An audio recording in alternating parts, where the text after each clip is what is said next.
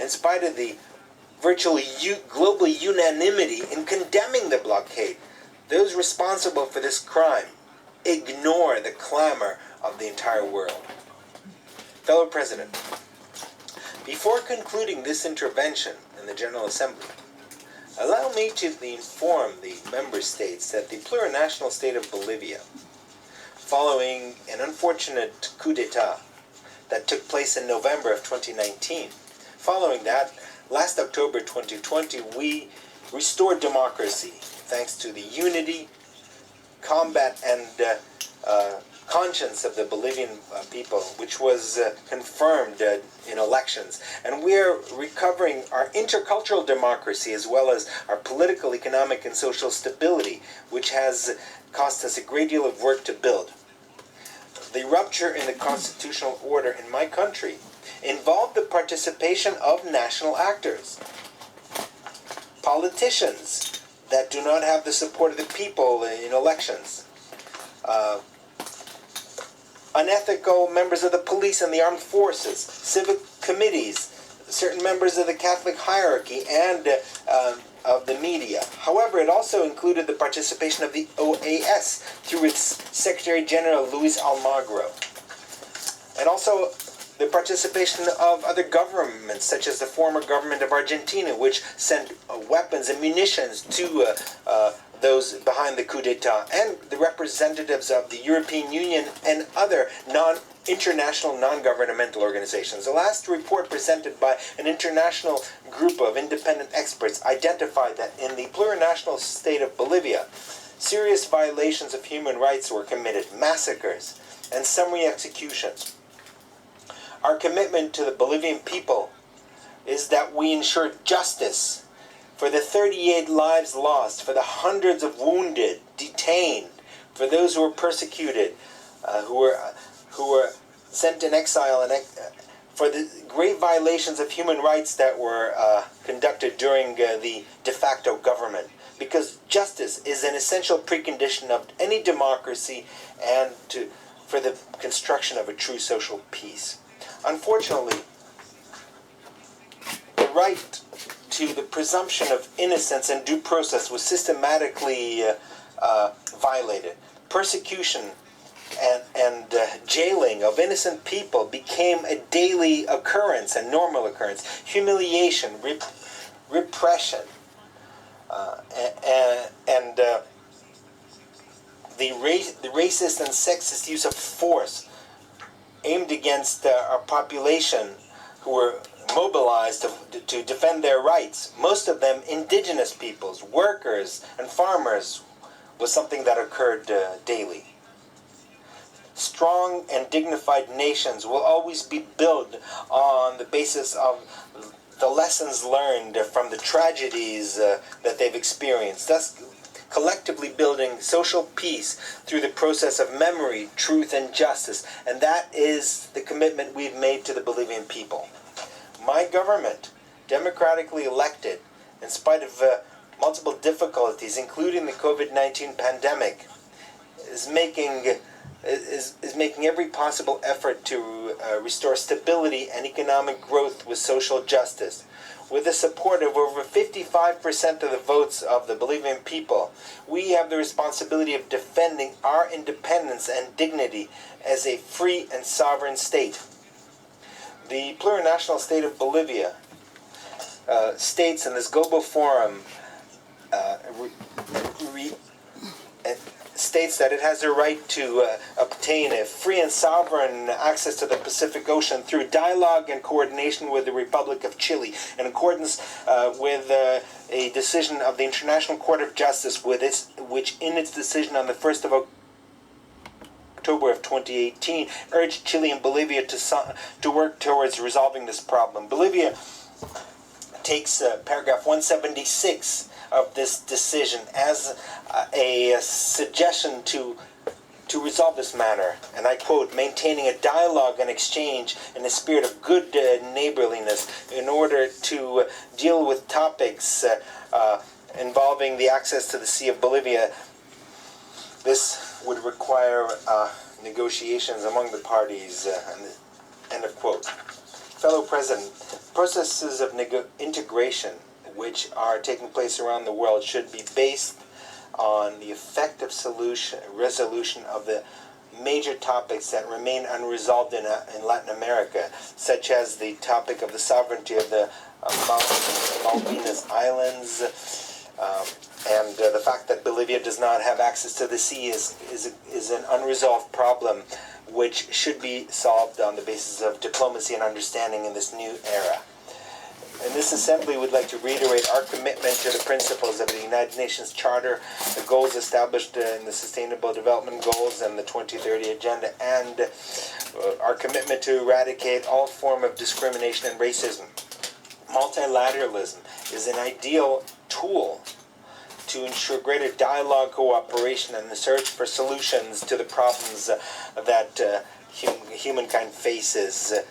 Will make it possible for us to reestablish the supremacy of international law and preserve social justice and peace, as well as reconfigure a weakened international order.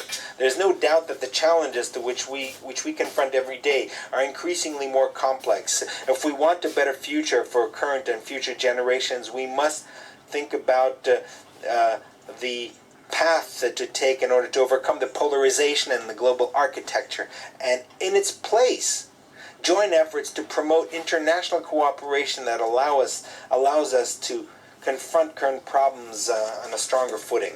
Fellow President and nations of the world, we find ourselves at an unprecedented moment where the future of humankind depends on the decisions that we will make. It is our duty to build a more just and more democratic world based on more solidarity. Let's work to put an end to slow down the climate crisis and to build equality, so that to live well means access to education, healthcare, food, a dignified job, a comprehensive development, and true harmony with Mother Earth. Let's work to ensure the self-determination of peoples and lasting peace. Thank you very much.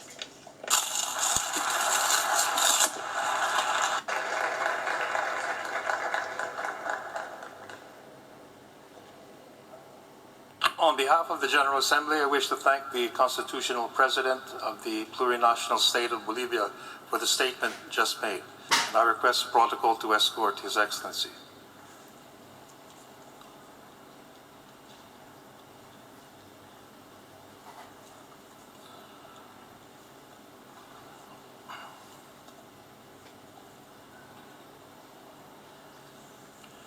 I now give the floor to the distinguished representative of El Salvador to introduce an address by the head of state. Gracias, señor presidente. Thank you, Mr. President. I now present the pre-recorded statement of the President of the Republic of El Salvador, His Excellency Nayib Bukele, who will address the Assembly during the general debate of the 76th session. Many thanks indeed.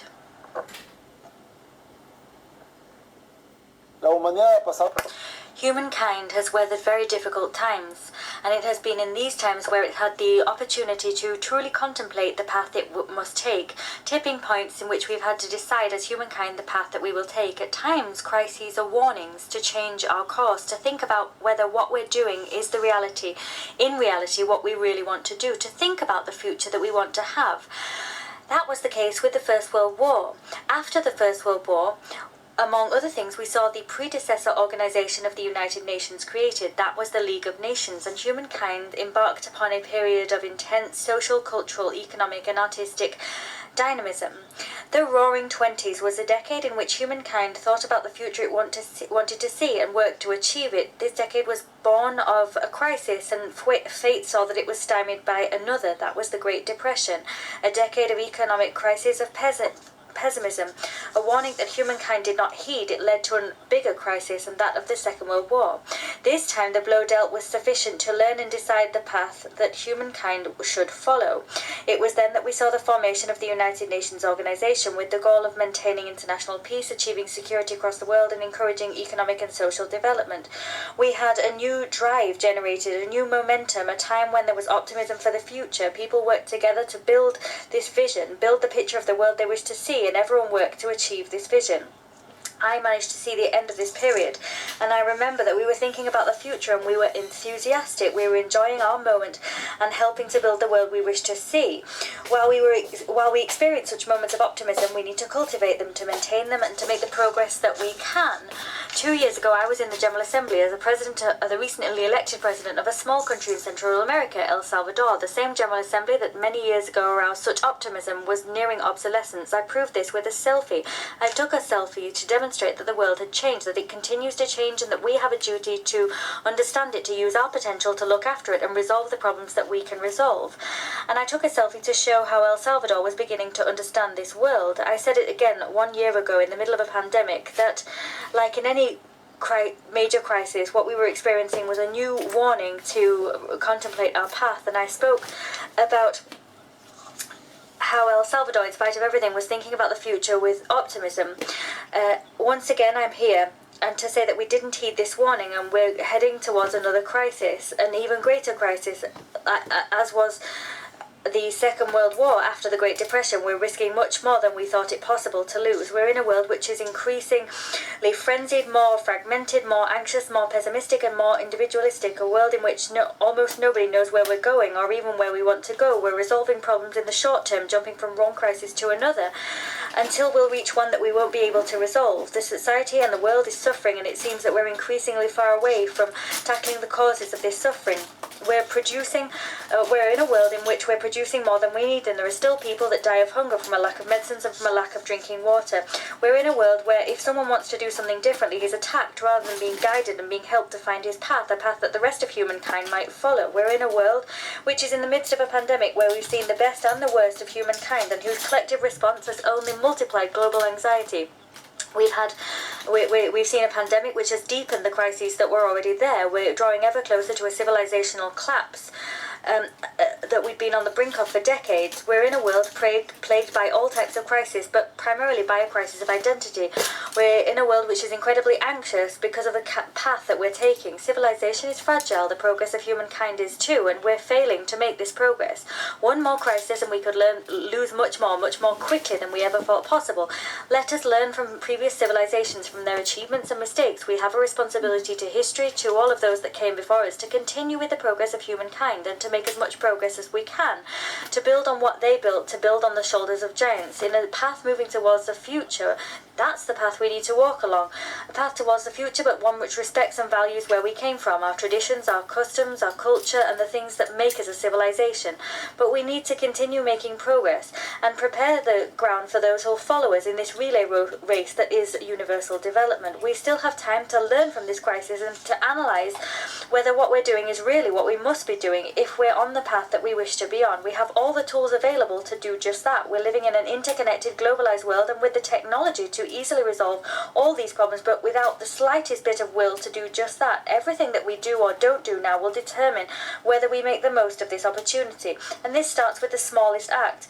We need to do what really makes us happy. We need to maintain our traditions, we need to care and value our families. We need to teach our children what our parents taught us, what we learned from our teachers. We need to value what has made us what we are, and we need to continue believing in what we are. At the same time, we need to look for people who think in that way too. We need to look at those that are optimistic about the future and about human potential. We need to stand as an example to others. Consequently, instead of once again asking for multilateralism to be remodeled into a model where we stand as nations to analyse and decide upon the path that we'll wish to take, I am saying that my country, El Salvador, is already going down this new path, a path towards our development and to the first God, and will be an example for other countries of the world. We're designing the future that we wish to see, a future in which all people will have the judgment and the opportunity to do what they really want to do. Confucius said once, choose a job you love and you'll never work a day in your life. Goethe said, the person born with a talent they are meant to use will find their greatest happiness in using it in this way. This is the philosophy underpinning the vision that we're building. We want to see a future where people do what they like, where they and because they do it well, where they can do what they do well. And economic development will be a happy consequence, an extra. Economic development will be a means and not an end. This is what we'll do in El Salvador. We're trying to, little by little, build opportunities and cultivate the judgment to use them with the tools that we've been lent, and hand in hand with people that are increasingly alert and wishing to build their future. It won't be easy, but we'll use the time that God has given us to make the progress that we can responsibly. We'll work with people that have not been drawn in by the hypercommunication of the world, and we'll work with those who believe in the infinite potential of humankind and believe in the greatness of what we can achieve together. Thank you.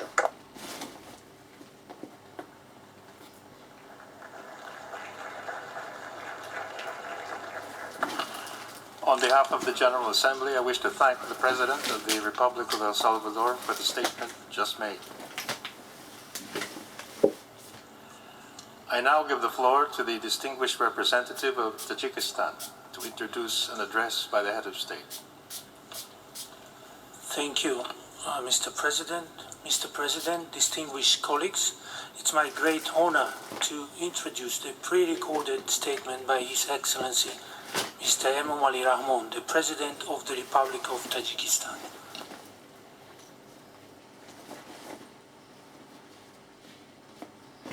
Distinguished Chairman, Excellency Secretary General, ladies and gentlemen. At the outset, I would like to convey my congratulations to the Chairman of this session of the United Nations General Assembly, Mr. Abdullah Shahid, on his election to this post. Dear colleagues,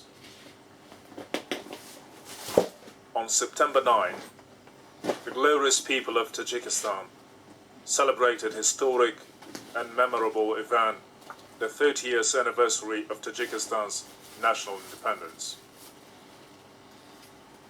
In the early years of our independence, our country was plunged into the tragic events of the imposed civil war and went through difficult days. Ending the war, bringing the fighting parties together, ensuring peace and stability, and concurrently restoring diplomatic relations and constructive cooperation with the countries of the world were among our top priorities. Despite the existing difficulties, thanks to the open doors policy and peace, we have managed to take a merit position on the world stage and ensure sustainable development of our country. Dear colleagues, the already volatile situation in the current world is further complicated by geopolitical and geo-economic competition and the growing level of threats and challenges, as well as unprecedented spread of infectious diseases. This situation doubles the responsibility of states to pursue a far-sighted and coordinated policy to address the current challenges. The role of international and regional organizations, especially the United Nations and its specialized agencies, is key to finding effective solutions to the problems of the current world. Mr. Chairman, recent developments in Afghanistan linked to the political and humanitarian crisis and governance pose a serious threat to regional security and stability. The crisis situation in Afghanistan, which shares almost 1,400 kilometers of border with Tajikistan, cannot leave the government and the people of our country indifferent.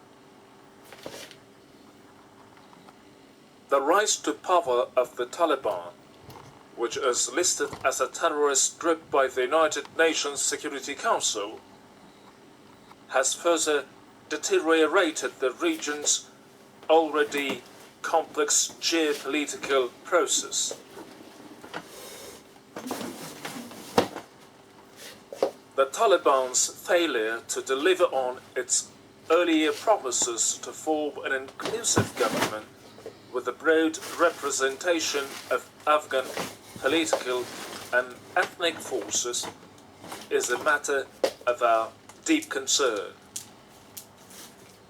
Tajikistan strongly condemns all forms of lawlessness, murder, looting, and oppression against the people of Afghanistan. Unfortunately, human rights organizations have remained silent on the violation of the rights of other ethnic groups residing in Afghanistan and the freedom of its citizens, especially women and children, and have not commented on this matter.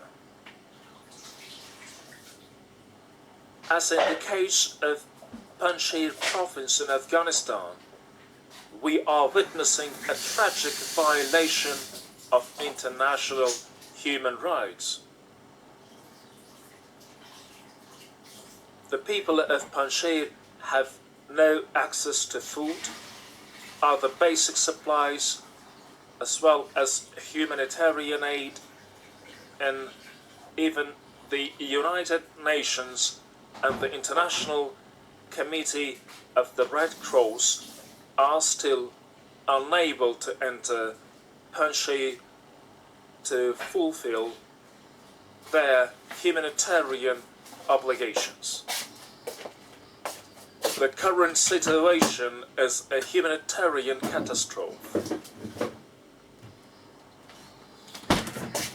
The growing intensity of fights between the ethnic groups and tribes in Afghanistan is yet another factor further destabilizing political and security situation in our neighboring country. In view of this, the establishment of comprehensive dialogue with the participation of all segments of Afghan society is one of the major preconditions for the establishment of lasting peace and enduring stability in this war-ravaged country. In this regard, along with other ethnic groups of this country, the Tajiks of Afghanistan, who comprise more than 46% of the population, have the right to take their deserved part in the public affairs.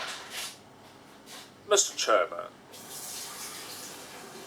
we will not interfere in the internal affairs of Afghanistan.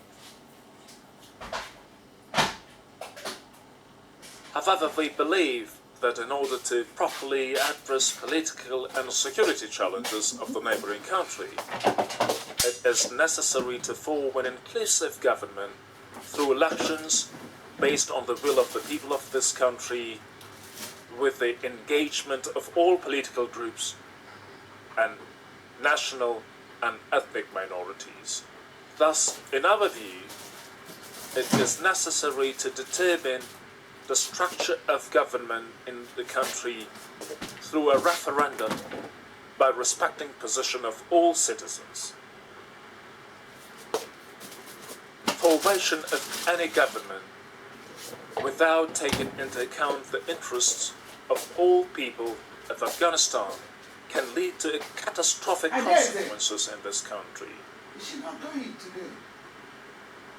During more than 40 years of war and instability, which the Afghan people are not to blame for, Afghanistan has become a geopolitical platform, and the world is well aware of the consequences of the horrible events of September 2001. The suffering Afghanistan and its friendly and brotherly nation should not be dragged into the abyss of imposed bloody wars again. In this regard, the international community should not remain indifferent to the fate of the peoples and nations living in Afghanistan and its neighbors, and they have a long way to go, full of military and humanitarian problems which have arisen due to the reckless decision to withdraw foreign troops from this country. As a close neighbor, we are always in favor of a comprehensive solution to the Afghan conflict and the restoration of lasting peace and stability in this country, and we will continue to stand firm in this position. In this regard, we call on the international community to take immediate and effective measures to stabilize the difficult political and security situation and ensure genuine peace and overall stability in Afghanistan through peaceful means at the earliest possible. Tajikistan has called on the international organizations, in particular the United Nations and the International Committee of the Red Cross, on several occasions to provide immediate assistance to the Afghan people. We believe that the United Nations should play a key role in advancing this process. Dear colleagues, the peaceful people of Afghanistan today are faced with terror. We need to understand that this is not the fault of the Afghan people, but that it was organized from the outside and imposed on the Afghan people.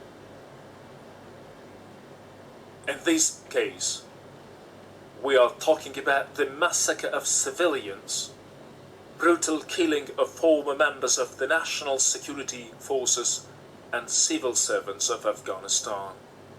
Different terrorist groups are actively using an unstable military and political situation in Afghanistan to strengthen their position. We have witnessed the release of thousands of members of ISIS, Al-Qaeda, and other terrorist groups. In other words, it is a matter of deep concern and regret that today Afghanistan is once again on the path to becoming a breeding ground for international terrorism.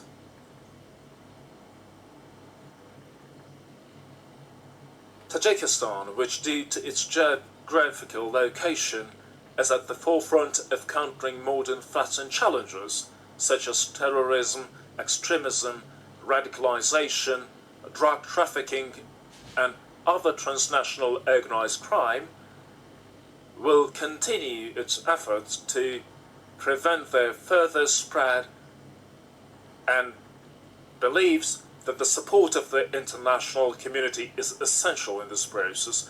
Dear colleagues, Tajikistan is continuously making joint effort with its partners and international organizations, in particular the relevant institutions of the United Nations, to ensure lasting peace and stability throughout the world. Successful implementation of Tajikistan National Strategy on Combating Terrorism and Extremism for 2016-2020 has laid down a solid ground for the development and adoption of a new counter-terrorism and extremism strategy in Tajikistan for the next 5 years. Countering the trafficking in narcotics, psychotropic substances and precursors, the proceeds of which are one of the main sources of funding for international terrorism, requires joint action and coordinated efforts by the international community. the Republic of Tajikistan, which has gained noticeable experience through the implementation of its National Counter-Narcotics Strategy 2020, also contributes to combating this phenomena at the regional and international levels.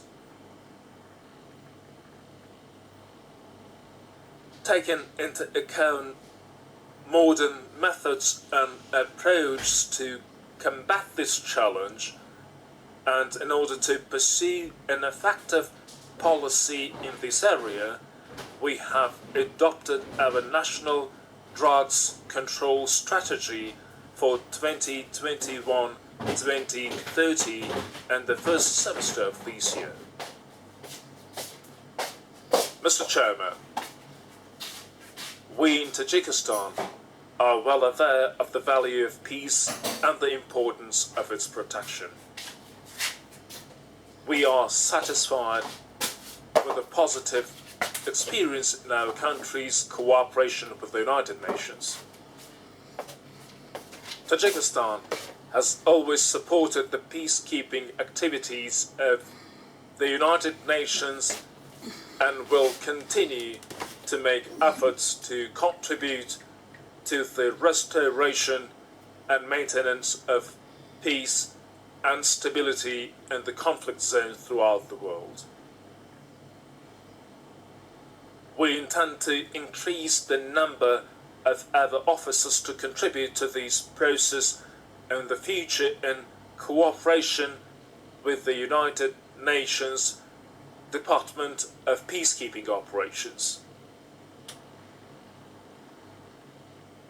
In order to contribute to the implementation of the goals and objectives of the United Nations Security Council, to share the rich experience of Tajikistan in countering security threats and restore full peace and stability through negotiations, we decided to nominate our country for non-permanent membership of this council for 2028 and 2029.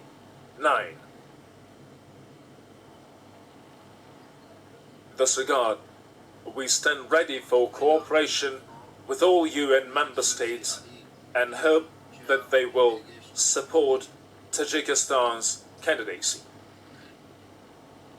Dear colleagues, the COVID-19 disease and its more dangerous waves remain a cause for concern along with the above-mentioned security threats and challenges. Statement by His Excellency. This disease, which originally began as a health crisis, has led to a global economic crisis. Having recognizing the importance of cooperation among countries in overcoming the negative socio-economic consequences of the pandemic, the Republic of Tajikistan welcomes the United Nations Comprehensive Response to COVID-19 launched by the Secretary General. We also welcome the efforts of various organizations, foundations and programs of the United Nations, including the World Health Organization, in providing vaccines against this disease, as well as immediate and long-term targeted assistance to member states.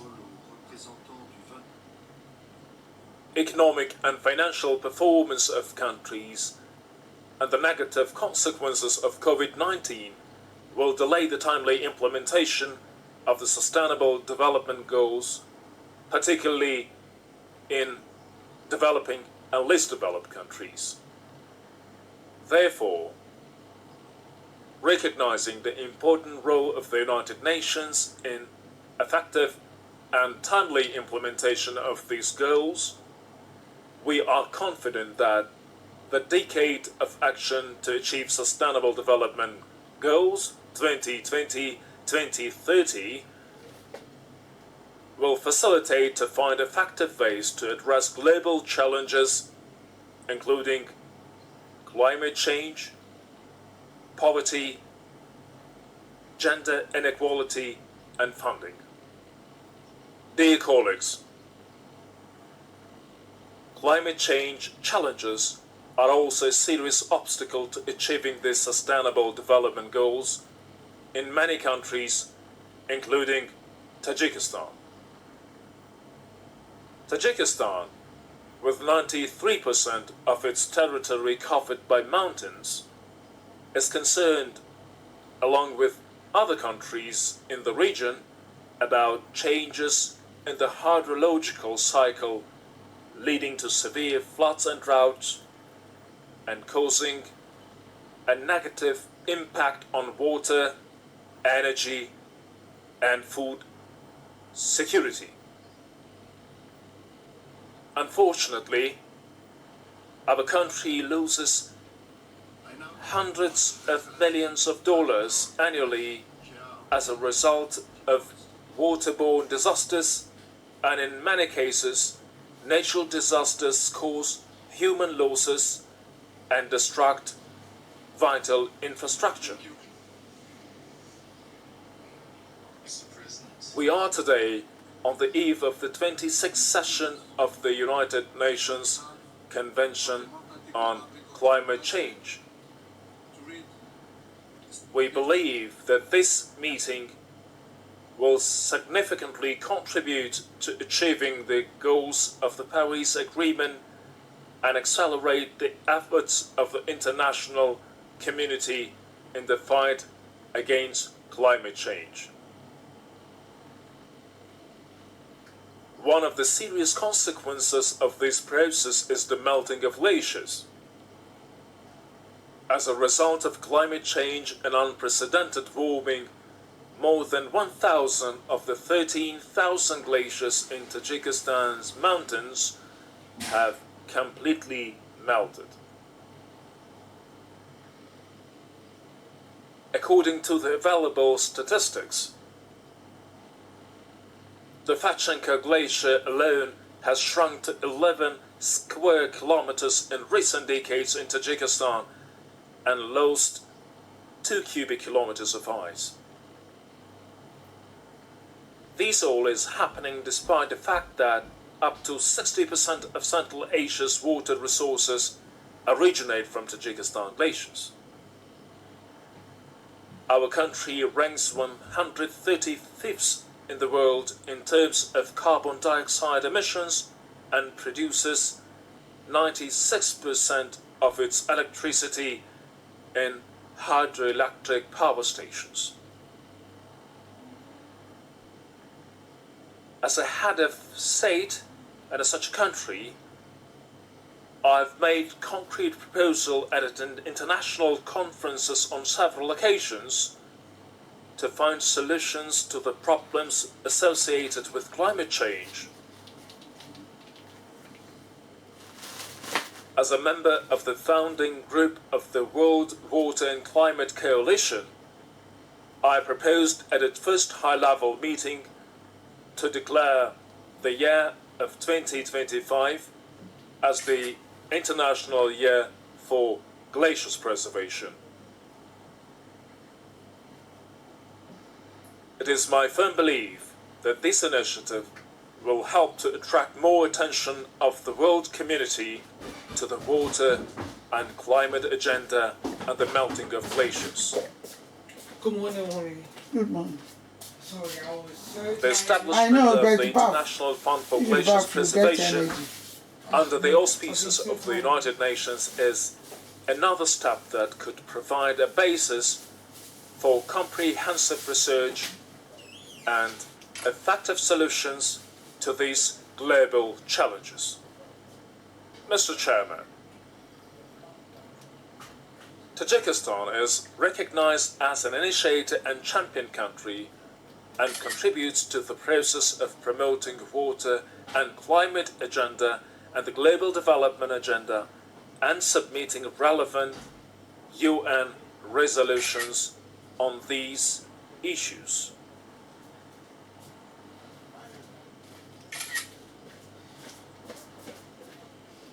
Who's president? The International Decade for Action Water for Sustainable Development 2018-2028, initiated by Tajikistan and declared by the United Nations, is under implementation today.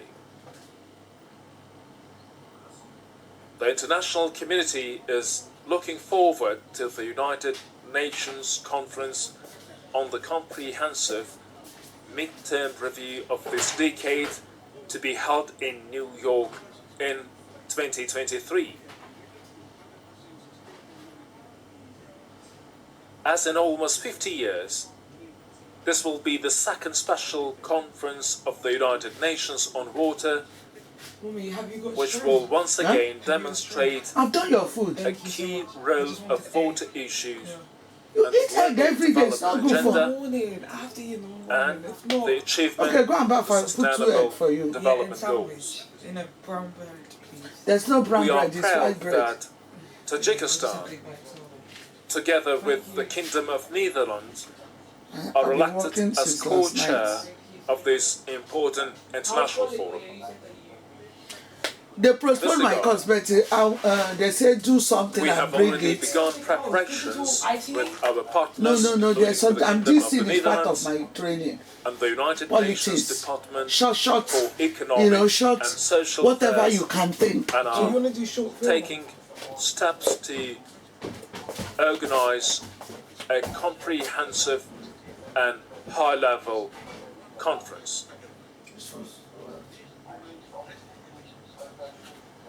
We would like to encourage all stakeholders to cooperate extensively in this process. Let me recall that in 2022, our country will host the International High-Level Conference on the review of the International Decade for Action Water for Sustainable Development.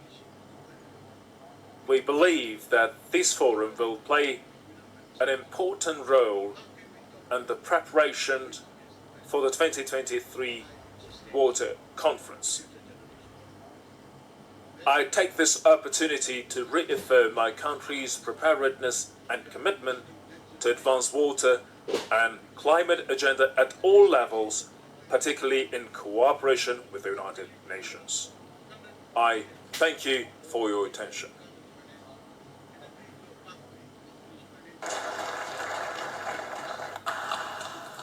On behalf of the General Assembly, I wish to thank the President of the Republic of Tajikistan for the statement just made. I now give the floor to the distinguished representative of Uganda to introduce an address by the head of state.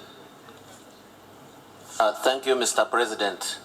Mr. President and colleagues, I have the distinct honor of introducing the address of His Excellency Yoweri Kaguta Museveni, President of the Republic of Uganda, to the general debate of the 76th session of the United Nations General Assembly.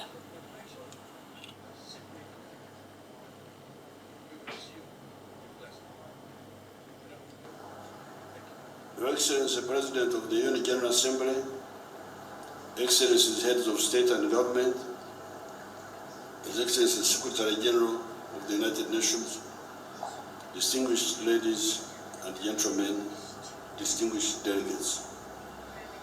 I congratulate you on your election as President of the 76th session of the United Nations General Assembly, and I assure you of Uganda's unwavering support. I commend H.E. Mr. Volkan Bozkır for his transformational leadership of the 75th session, especially during such challenging times like COVID-19 pandemic. I would like also to congratulate the Secretary General, His Excellency Antonio Guterres, upon his reappointment for the second term, and thank him for his devotion to the work of the United Nations.